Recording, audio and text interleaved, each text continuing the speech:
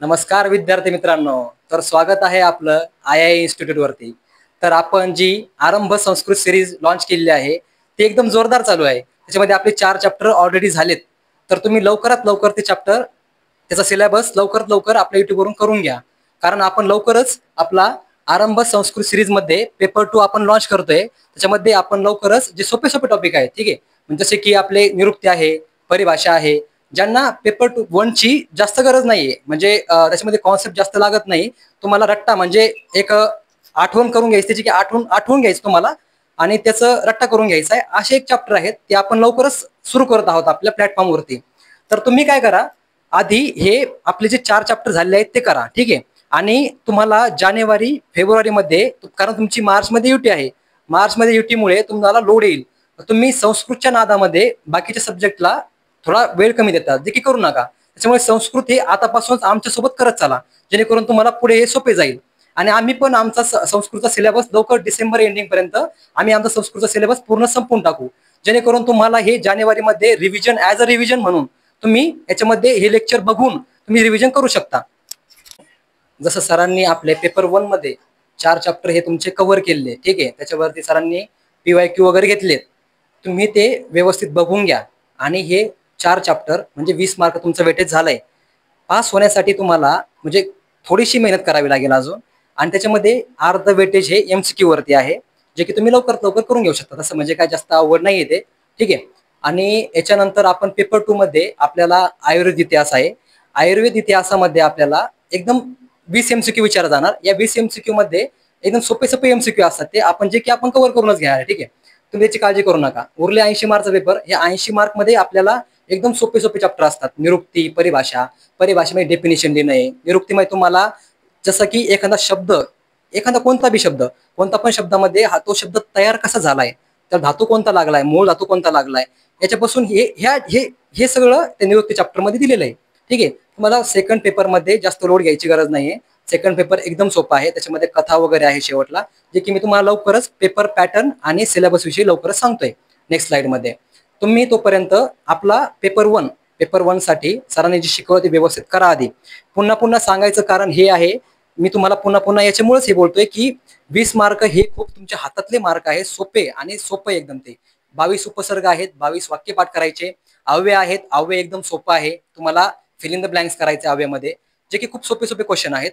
आणि संज्ञा तुम्हाला माहिती आहे, संज्ञा प्रकरण आणि संस्कृत वर्ण परिचय हे चॅप्टर पण एकदम सोपे आहेत.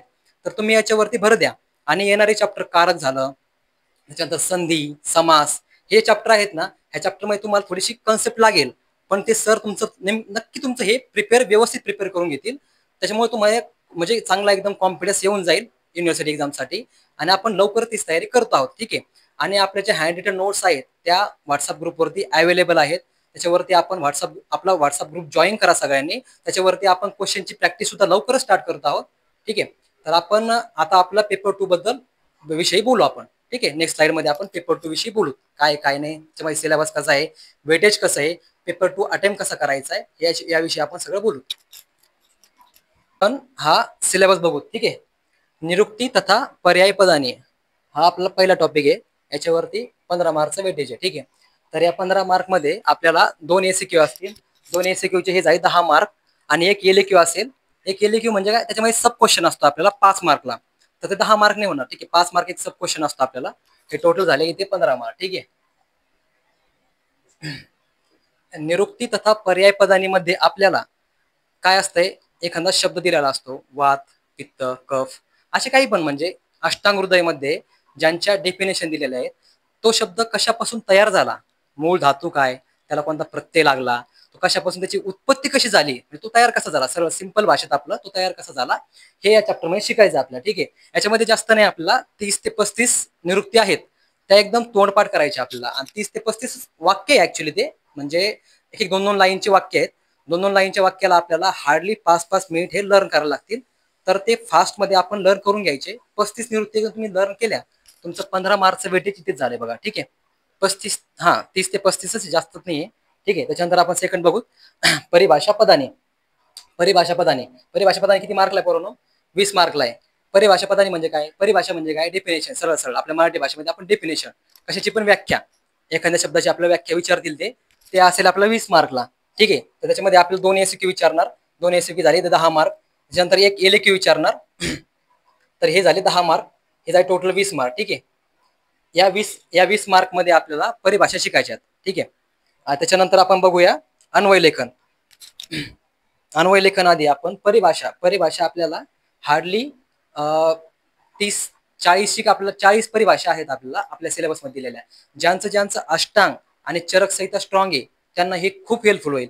त्यांचे हातचे मार्क आहे डायरेक्ट, हे पण निरुक्ती पण आणि परिभाषा पण एकदम. ज्यांनी अष्टांग आतापर्यंत चांगलं केलं याच्यानंतर पण चांगलं करतील त्यांना हे जे आहेत ना एवढे मार्क, हे मार्क त्यांचे 35 मार्क एकदम फिक्स झाले पोरांनो, एकदम फिक्स. कारण हे याच्यामध्ये जे क्वेश्चन विचारले जातात ते अष्टांग मधूनच येतात. ठीक आहे. त्याच्यानंतर आपण बघू अन्वय लेखन. अन्वय लेखन मध्ये आपल्याला 30 मार्क आहेत. 30 मार्क मध्ये आपल्याला 3 एसीक्यू असतील आणि एक एलक्यू असेल 10 मार्कला. ठीक आहे. तर हे झाले 30 मार्क आपले अन्वय लेखन मध्ये. अन्वय लेखन मध्ये तुम्हाला लवकरच आपले कारक शिकवतील. त्याच्यामध्ये विभक्ती असते. त्याच्यानंतर सर आपल्याला तुम्हाला लवकरच शब्दरूपाने शिकवतील. त्याचा उपयोग आपला अन्वय लेखन मध्ये नक्की होणार आहे. ठीक आहे. तर तुम्ही ते व्यवस्थित करा. अन्वय लेखन मध्ये आपल्याला विभक्ती खूप इम्पॉर्टंट आहे, तर तुम्ही विभक्ती नीट करावी. ठीक आहे. त्याच्यानंतर आपण बघू पंचतंत्र कथा. तर अन्वय लेखन मध्ये आपल्याला जे 30 मार्क आहेत ते पण आपले अष्टांग मधूनच आहे मॅक्झिमम, तरी एक 20 मार्क आपला अष्टांग मधून आहेत. ठीक आहे. तर या अष्टांग मधून काय विचारतात आपल्याला सूत्रस्थान दिलेले. सूत्रस्थान म्हणजे आपल्या चरक संहितेमध्ये सूत्रस्थान दिलेले, त्याच्यावरती आपल्या अष्टांग हृदय ही डिपेंड आहे. तर आपल्याला काही श्लोक आहेत ज्याचं आपला अन्वय लेखन करायचंय. त्याच्यानंतर त्या अन्वय लेखन मध्ये सेकंड पार्ट मध्ये आपल्याला हे वैद्यकीय सुभाषित आहे.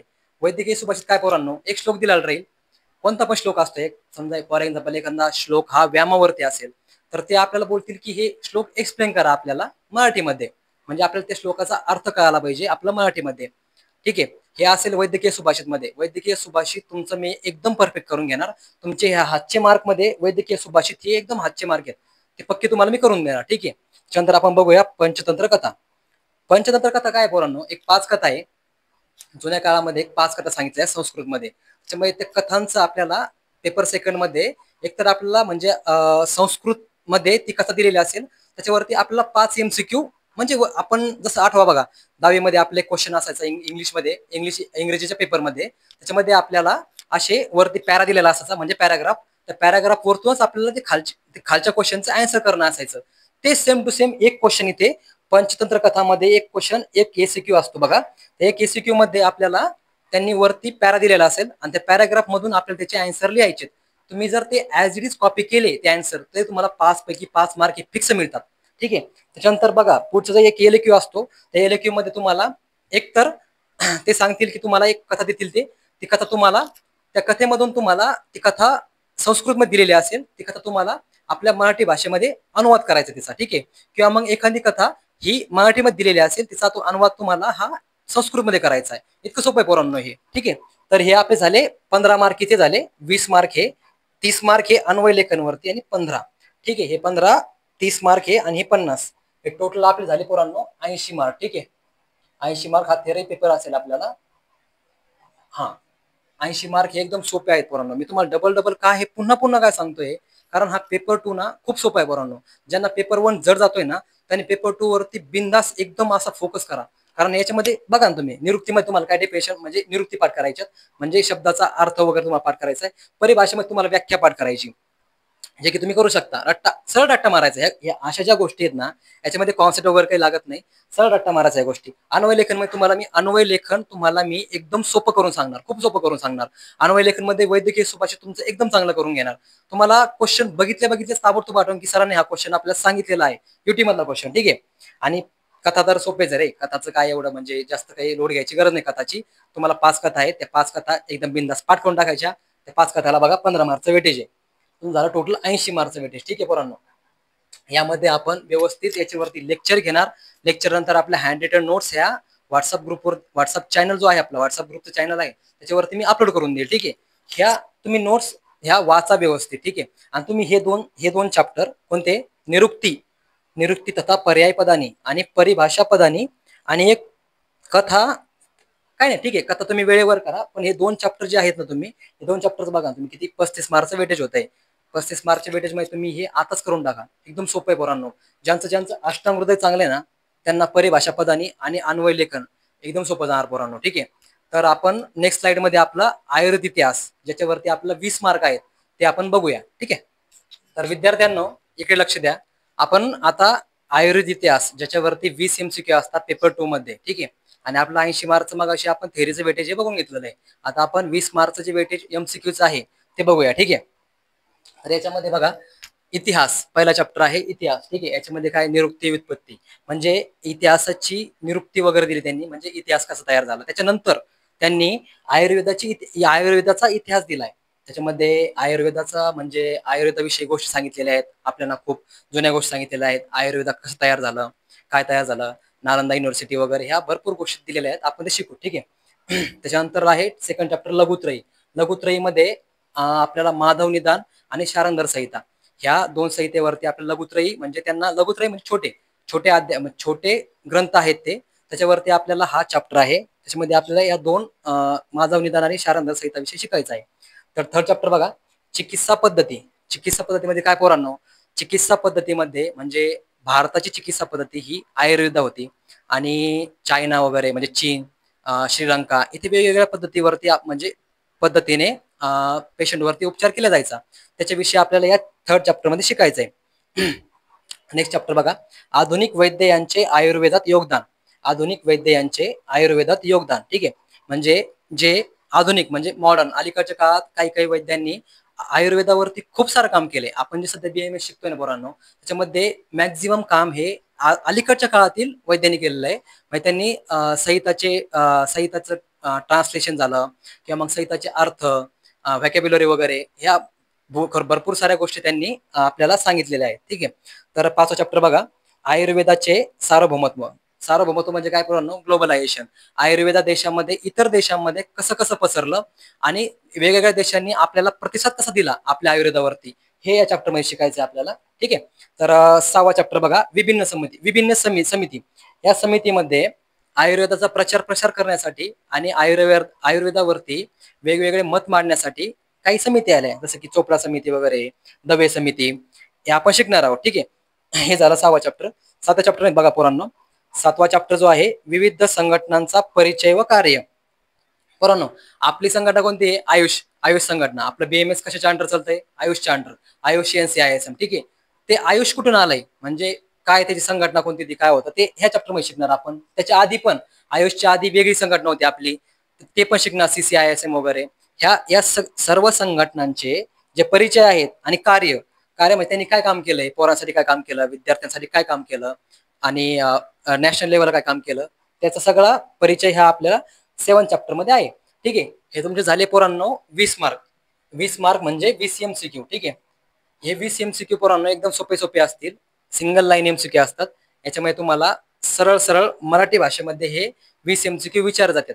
या 20 MCQ मध्ये हे 7 चॅप्टर आहेत आणि आपले मागाशी झालेले 80 मार्क. ठीक आहे. हे 80 मार्क आणि हे 20 मार्क, हे टोटल आपले 100 मार्क. हे झाला आपला पेपर 2. पेपर 2 मध्ये आपला 80 मार्क झाले आणि 20 मार्क झाले. ठीक आहे. तर आपण लवकरच या आरंभ संस्कृत सिरीज मध्ये पेपर 2 सुरू करत आहोत. तरी पण तुम्ही पेपर 1 चे जे आपले चॅप्टर झालेले आहेत आणि जे रनिंग आहेत ते करत राहा. ठीक आहे. थँक्यू.